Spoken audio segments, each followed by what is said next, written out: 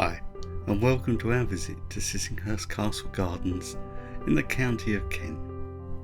And don't forget, if you like what you see, then why not subscribe and keep with us on our journey. As I said, we're in the southeast corner of the UK, in the beautiful county of Kent. The nearest railway station is about 6 miles north of us at Staplehurst, and if you're coming by road, it's junction 6 or 7 of the M20, and then follow the A229 south. And of course you can combine it with our Kent road trip, to which I'll pop a link at the very end of this video. So without further ado, let's go and explore Sissinghurst Castle Gardens. And I'm going to start at the very beginning, at the coffee shop, the garden shop and the second-hand bookstore.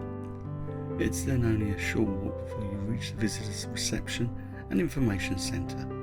You'll also find the Oast House exhibition, which details the history of Sissinghurst Castle, which gives you details of its many changing functions in life. And I'll take you through some of that history as we step through this video.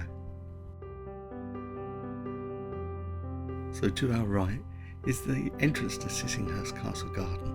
I know I keep switching between garden and gardens.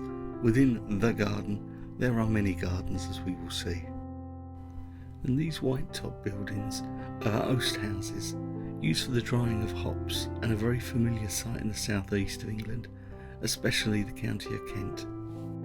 Alongside the oast houses is the granary restaurant, the Elizabethan barn and the gift shop.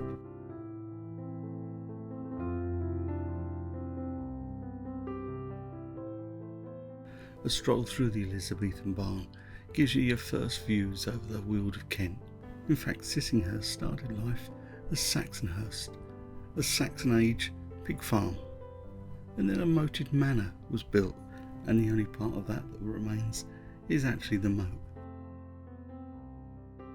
And in front of us is one of the many gardens that make up Sissinghurst Castle Garden. I promise you we'll be back to this a little later. But now we're going to head off on the short walk. In fact, there's a few different walks you can undertake should you want to from Sissinghurst Castle. These are clearly outlined in the National Trust leaflet that you get when you visit, but you can also download a copy from the National Trust website, and I'll pop a link in the description along with a link to the whole Sissinghurst site. We've opted for the short walk, which will take us down towards the lakes. And a beautiful little walk this is too, a haven for wildlife, so just keep your eyes open.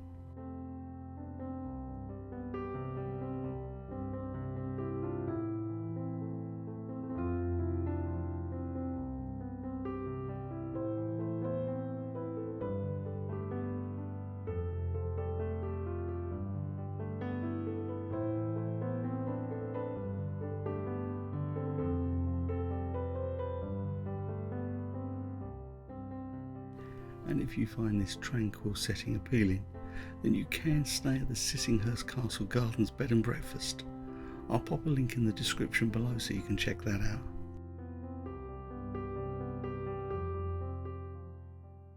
The short walk then returns you back towards the Castle Gardens, and this time, as I promised you, we're going to be heading in. And the first thing you're going to notice is the beautiful Elizabethan facade of what was originally the manor house. This was built to be an exquisite country retreat, but no castle. So where does the name come from? We'll get to that shortly. A stroll through the archway and you're presented with the architectural centrepiece of Sissinghurst Castle. But this is all that really remains after the 3,000 French prisoners held during the 7 Years' War burnt the majority of the house down.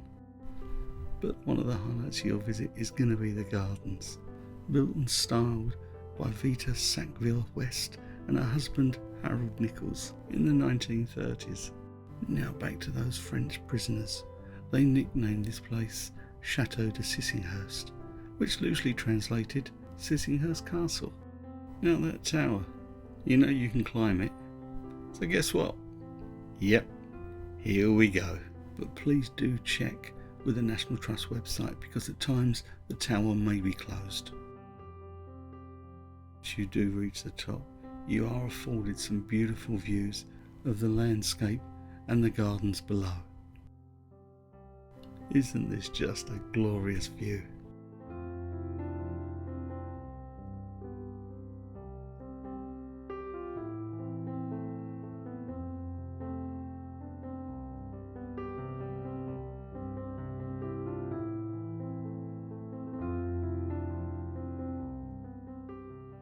So now it's time to head down, and as you can see, it's a narrow twisting staircase and it's shared by people going both up and down.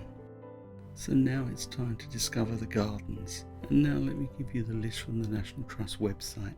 There is the Rose Garden, the White Garden, the South Cottage Garden, the Herb Garden, the Nuttery, the Lime Walk, Delos, the Moat Walk, the Orchard and the Purple Border. All I have to say is I enjoyed walking through them. Hopefully you're now getting a scale of the place. You really need to allow a few hours to explore Sissinghurst Castle, but equally you could spend all day here. You can bring a picnic, there's a dedicated picnic area, but you can't bring it into the gardens.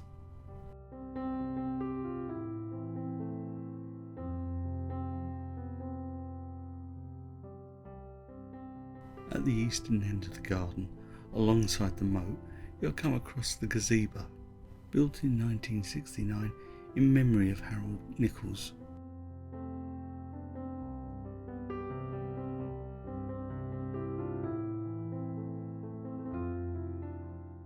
Another building alongside the moat from a much earlier period is the boathouse. Once again this leads us back into the formal gardens, and the latest edition opened in spring 2021, Delos, a Greek-themed garden in the centre of Kent.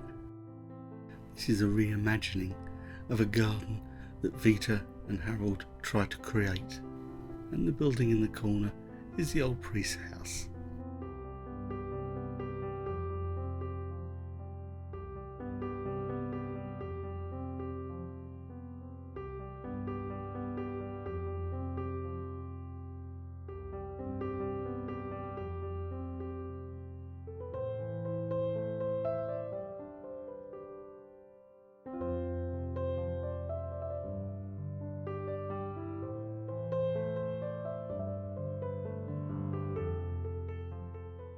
On returning to the Elizabethan Manor House, you get to explore the library as it was in Vita and Harold's time.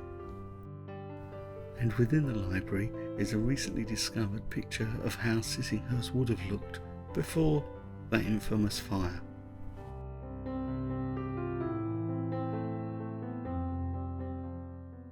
And now we leave the main house and garden and head towards the vegetable garden. The vegetable garden was created in 2008 and operates using a no-dig method. The produce grown here is then used in the granary restaurant.